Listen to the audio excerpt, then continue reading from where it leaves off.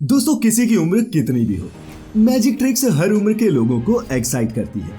कभी बंद ताबूत से बाहर आ जाना, कभी पानी पर चलना, तो कभी हवा में उड़ना। ऐसी कई मैजिक ट्रिक्स हैं जो हमने लाइव या फिर टीवी शोज में देखी होंगी। लेकिन इन ट्रिक्स को देखते हुए हम सभी के मन में ये सवाल उठता ही है कि ये जादूगर इन मैजिक ट्रिक्स को परफॉर्म कर कैसे लेते हैं, और अगर ये सिर्फ हाथ की सफाई और आंखों का धोखा है तो इन ट्रिक्स को हम क्यों नहीं कर पाते। नहीं जानते तो भी कोई बात नहीं, क्योंकि आज की इस वीडियो में हम मिलकर जानेंगे इन सभी फेमस मैजिक ट्रिक्स के पीछे छिपे सीक्रेट्स के बारे में। Factified. Facts on your face. Walking on water. साल 2011 में फेमस ब्रिटिश मैजिशियन डायनामो ने इंग्लैंड की थेम्स रिवर पर चलकर सबको चौंका दिया था। दोस्तों, वैसे तो डायनामो से पहले क्रिस एंजल और कई दूसरे मैजिशियंस भी इस तरह की ट्रिक्स को स्विमिंग पूल्स में परफॉर्म कर चुके थे, लेकिन यह पहली बार था जब कोई जादूगर इतनी बड़ी नदी में ये मैजिक परफॉर्म कर रहा था। और ऐसी जगह पर लोगों को धोखा देना नामुमकिन जैसा है। लेकिन फिर डायनामो ने ये सब कैसे किया? तो दोस्तों, इसका जवाब है प्लेक्सीग्लास। हम सब जानते हैं कि इंसान का वेट पानी के सरफेस के मुकाबले ज्यादा होता है, जिसकी वजह से हम चलना तो दूर पानी में खड़े तक नहीं हो सकते। ऐसे में ऑडियंस को बेवकूफ बनाने के लिए ज्यादातर जादूगर प्लेक्सीग्लास का इस्तेमाल करते हैं, जो दिखने में ट्रांसपेरेंट होता है और जिस वजह से पानी के अंदर इसे देख पाना मुश्किल होता है। ट्रांसपेरेंसी की वजह से ही ये ग्लास कैमरा कैच नहीं कर पाता। और रिपोर्ट्स की माने तो डायनामो की टीम ने एक रात पहले यहाँ आकर ग्लासेस से नदी के किनारे एक फ्लैट सरफेस तैयार कर दिया, जिसकी वजह से डायनामो ट्रिक के दौरान सिर्फ एक ही डायरेक्शन में मूव कर रहा था। अगर वो इस ट्रिक के दौरान दाएं या बाएं जाता तो प्लेक्सीग्लास की गैर मौजूदगी में वो पानी में गिर जाता और इस तरह वहां खड़े तमाशबीन लोगों को हैरान और परेशान नहीं कर पाता। Women cut in half. दोस्तों, ये दुनिया की सबसे पॉपुलर मैजिक ट्रिक्स में से एक है, जिसे दुनिया भर के मैजिशियन अलग अलग तरह से परफॉर्म करते हैं। इस ट्रिक में जादूगर अपनी असिस्टेंट को एक बड़े से बॉक्स या फिर कॉफिन में बंद करता है। इसके बाद जादूगर तेज धार वाली ब्लेड से बॉक्स को बीच में से काटकर बॉक्स के 2 टुकड़े कर देता है, और ऑडियंस में बैठे सभी लोगों को लगता है कि जादूगर ने असिस्टेंट की बॉडी के 2 हिस्से कर दिए हैं, जबकि असल में ऐसा कुछ नहीं होता। और दोस्तों, ये सारा गेम इस बॉक्स का ही होता है, जिसे जिगजैग बॉक्स कहते हैं। इस बॉक्स में स्मॉल हिडन बॉक्सेस होते हैं जो किसी क्यूब की तरह किसी भी डायरेक्शन में रोटेट किए जा सकते हैं। वहीं ऑडियंस को बुद्धू बनाने के लिए एक असिस्टेंट पहले ही बॉक्स में छिपी होती है, जो अपने पैरों को कुछ इस तरह से मोड़ लेती है, और फिर जब दूसरी असिस्टेंट लोगों के सामने इस बॉक्स में डाली जाती है, तब वो पहली छिपी हुई असिस्टेंट ही अपने पैरों को बॉक्स से बाहर निकालती है। ऑडियंस को इस बात का पता नहीं चलता, क्योंकि उनका पूरा ध्यान जादूगर की ट्रिक्स पर होता है, ना कि उस बॉक्स पर। इसके अलावा जादूगर बॉक्स को काटने के लिए जिस ब्लेड का इस्तेमाल करते हैं, वो भी पूरी तरह से नकली होता है। और अब तो मार्केट में और भी हाईटेक और ट्रांसपेरेंट जिगजैग मैजिक बॉक्सेस आने लगे हैं, जिनकी मदद से जादूगरों के लिए ये ट्रिक करना और भी आसान हो गया है। फेमस ब्रिटिश मैजिशियन जोसेफिन ली ने भी the next great magician show में एक ऐसे ही जिगजैग बॉक्स की मदद से ये ट्रिक परफॉर्म की थी। Dangerous sword. दोस्तों, ब्रिटिश गॉट टैलेंट में इल्यूजनिस्ट और मैजिशियन जेम्स मोर ने डेंजरस स्वॉर्ड नाम की इस ट्रिक को परफॉर्म किया था। इस ट्रिक में जेम्स को उनके 2 असिस्टेंट्स ने एक तलवार के ऊपर लेटा दिया, और कुछ सेकंड्स के बाद ही ये तलवार जेम्स के शरीर के आर पार हो गई। इस ट्रिक को देखकर शो में बैठी लाइव ऑडियंस और जजेस तक डर गए। लेकिन जैसे ही असिस्टेंट ने जेम्स को तलवार से बाहर निकाला, वो फिर से जिंदा हो गए और उन्हें कोई इंजरी तक नहीं आई थी। लेकिन ये सब हुआ कैसे, यही सोच रहे हैं ना? दरअसल जिस तलवार पर जेम्स को लेटाया गया वो नकली थी। वहीं जेम्स के कॉस्ट्यूम में ही एक ऑटोमेटिक छोटी तलवार छिपी थी, और जब जेम्स को इस तलवार के ऊपर लिटाया गया तो जेम्स के फोर्स देने पर स्वॉर्ड अंदर की तरफ चली गई, जिसके बाद असिस्टेंट्स ने रिमोट की मदद से जेम्स की कॉस्ट्यूम में छिपी इस छोटी तलवार को बाहर निकाल लिया। ऐसे में देखा जाए तो इस ट्रिक में सारा खेल टाइमिंग और बैलेंस का ही है, जिसकी मदद से जेम्स इस ट्रिक को परफेक्टली परफॉर्म कर पाए। The knife throwing trick. दोस्तों, इस ट्रिक को भी आपने सर्कस टीवी शोज यहाँ तक कि कई फिल्मों में भी देखा होगा। इस ट्रिक में एक लड़की को रोटेटिंग डार्ट बोर्ड पर बांध दिया जाता है, जिसके बाद जादूगर एक के बाद एक कई डार्ट्स या फिर नाइफ से इस रोटेटिंग बोर्ड को हिट करता है। अब दिखने में ये ट्रिक बहुत खतरनाक नजर आती है, क्योंकि एक भी गलत निशाना लड़की की जान ले सकता है। लेकिन मैजिशियन जब भी डार्ट फेंकता है वो सिर्फ बोर्ड के खाली स्पेस पर ही जाकर लगता है।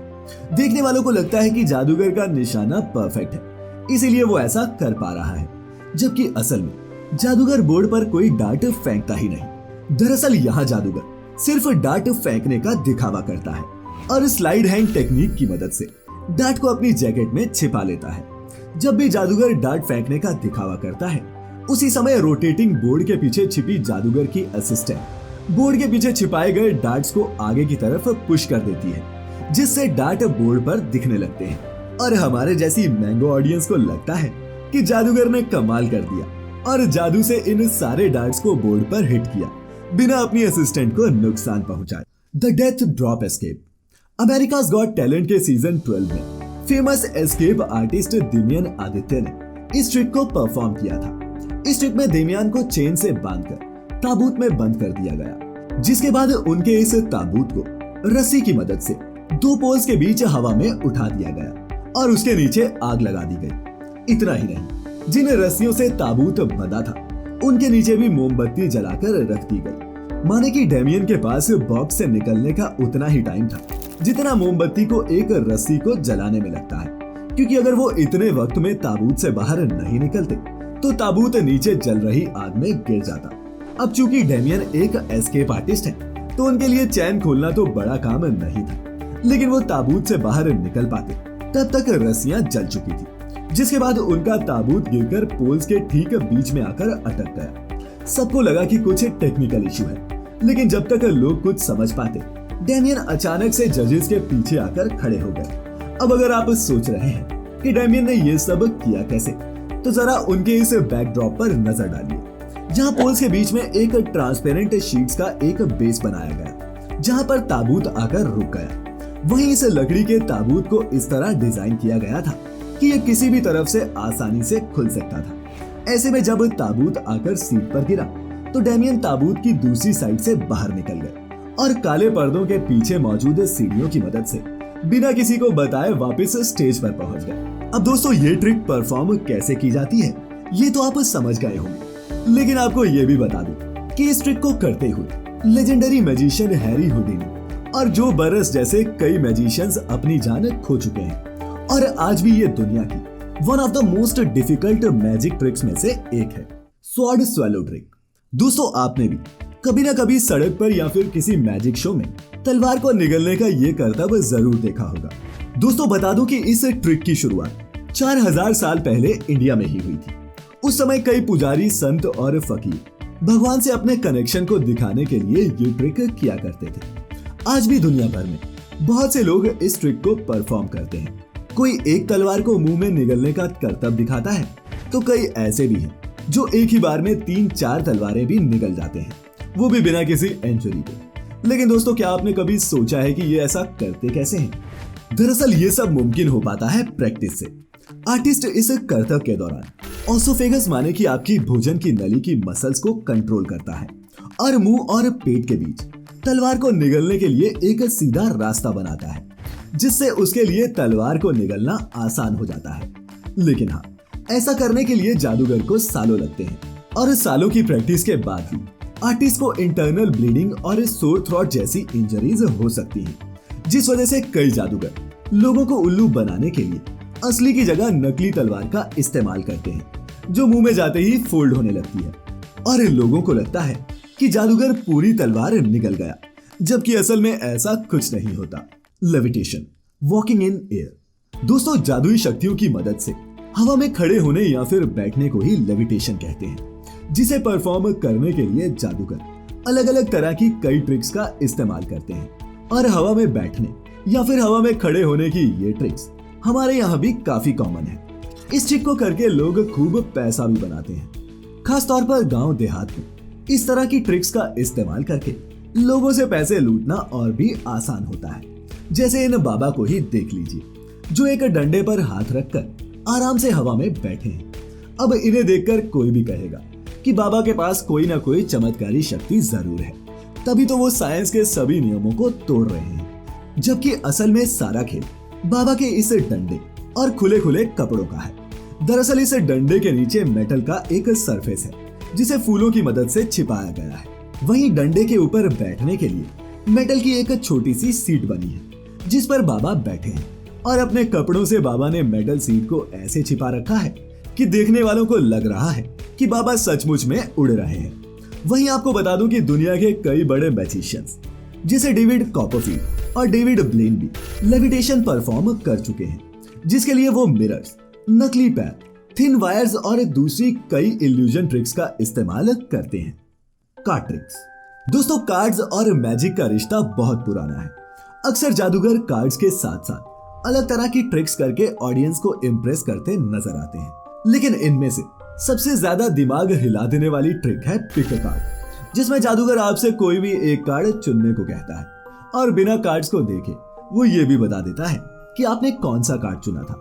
लेकिन दोस्तों, क्या आप जानते हैं कि जादूगर ये पता कैसे लगाता है कि आपने कौन सा कार्ड पिक किया था? दरअसल इस मैजिक ट्रिक्स के पीछे साइकोलॉजी, टाइमिंग और इल्यूजन तीनों ही मेजर रोल्स प्ले करते हैं। जादूगर आपको एक कार्ड चूज करने के लिए कहता है, आप एक कार्ड चुन भी लेते हैं। आपको लगता है कि कार्ड आपने अपनी मर्जी से चुना है, जबकि ऐसा नहीं होता। जादूगर जब कार्ड्स को शफल करता है तो वो अपने कार्ड्स को कुछ इस तरह से अरेंज करता है कि आप उसी कार्ड को चुनते हैं जो जादूगर डिसाइड करता है।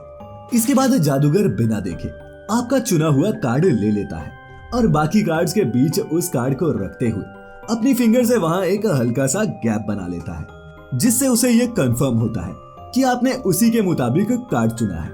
जादूगर कार्ड्स को बार बार शफल भी इसलिए करते हैं ताकि वो आपके चुने कार्ड को अच्छे से पहचान सके और ऑडियंस को लगता है कि जादूगर ने मैजिक से ही सही कार्ड निकाला है। इसके अलावा कई जादूगर अपने कॉइन या फिर किसी और चीज को कार्ड में बदलने की मैजिक ट्रिक्स बहुत दिखाते हैं, जिसके लिए वो सालों कार्ड को अंगुलियों के बीच छिपाने की प्रैक्टिस करते हैं और बिना किसी की नजर में आए सही टाइम पर कार्ड प्रेजेंट करते हैं। तो दोस्तों, देखा आपने कि इन खतरनाक और कमाल की मैजिक ट्रिक्स के पीछे कुछ और नहीं, बस साइंस और सही टाइमिंग है, जिससे मैजिशियंस आपकी आंखों को धोखा देते हैं और आपको लगता है कि क्या कमाल का जादूगर है। तो अगली बार किसी जादूगर की मैजिक ट्रिक को रियलिटी समझने से पहले उसके पीछे की साइंस जानने की कोशिश करें। और हाँ, नीचे कमेंट करके जरूर बताएं कि मैजिक ट्रिक्स की रेवलेशंस पर हमारी आज की ये वीडियो आपको कैसी लगी। अच्छी लगी हो तो आप जानते हैं कि क्या करना है। खैर, मैं लेकर आता रहूंगा ऐसी ही मजेदार इंफॉर्मेटिव वीडियोस आपके लिए। तो अपना, अपने चाहने वालों का ख्याल रखें, खुश रहें और वीडियो पूरी देखने के लिए आपका बहुत बहुत शुक्रिया।